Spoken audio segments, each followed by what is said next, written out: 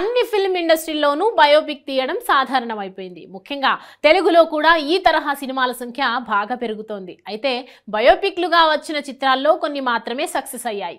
అలాంటి వాటిలో వైఎస్ రాజశేఖర రెడ్డి జీవిత కథతో మహి వి రాఘవ్ తెరకెక్కించిన యాత్ర ఒకటి. రాజశేఖర రెడ్డి మరణం తర్వాత రూపొందిన సినిమానే యాత్ర.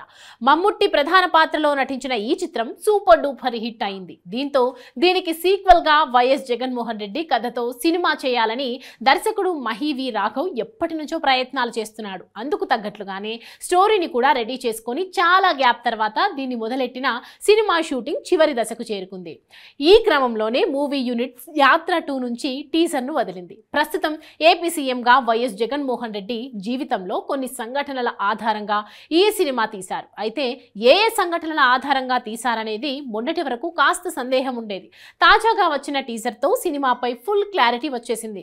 అలానే అంచనాలు కూడా పెరిగిపోయాయి. వైఎస్ రాజశేఖర రెడ్డిగా కొడుకుగా వైఎస్ జగన్ గా రాజకీయాల్లోకి రావటానికి కారణమేంటనే అంశాన్ని చిన్న హార్ట్ టచింగ్ సన్నివేశంతో చూపించారు. అలానే తండ్రి లాంటి నాయకుడిని కోల్పోయినప్పుడు వారిని ఓదార్చడానికి ఓదార్పు యాత్ర చేద్దామంటే నాటి రాజకీయ నాయకులు ఎలాంటి అడ్డంకులు సృష్టించారనే విషయాన్ని కూడా చూపించే ప్రయత్నం చేశారు. ఆ అడ్డంకులన్నీ జగన్ ఎలా అధిగమించారు, తిరుగులేని ప్రజానాయకుడిగా ఎలా ఎదిగారనేదే యాత్ర 2 సినిమా.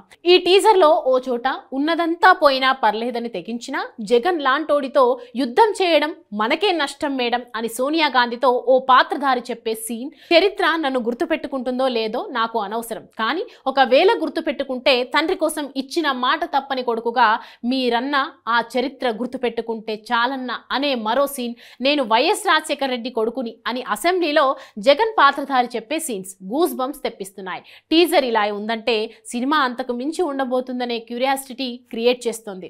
2009 నుంచి 2019 వరకు ఆంధ్రప్రదేశ్లో జరిగిన రాజకీయ ఘటనల ఆధారంగా యాత్ర 2 సినిమా తీశారు డైరెక్టర్ మహి వి రాఘవ. నారా చంద్రబాబు నాయుడు పాత్రలో బాలీవుడ్ నటుడు మహేష్ మంజ్రేకర్, కాంగ్రెస్ అధినేత్రి సోనియా గాంధీ పాత్రలో సుజానే బెర్నెట్, వైఎస్ భారతి పాత్రలో కేతకి నారాయణ్ నటించారు. ఈ ఫిబ్రవరి 8న ఈ సినిమా థియేటర్లలో గ్రాండ్ గా విడుదల కానుంది.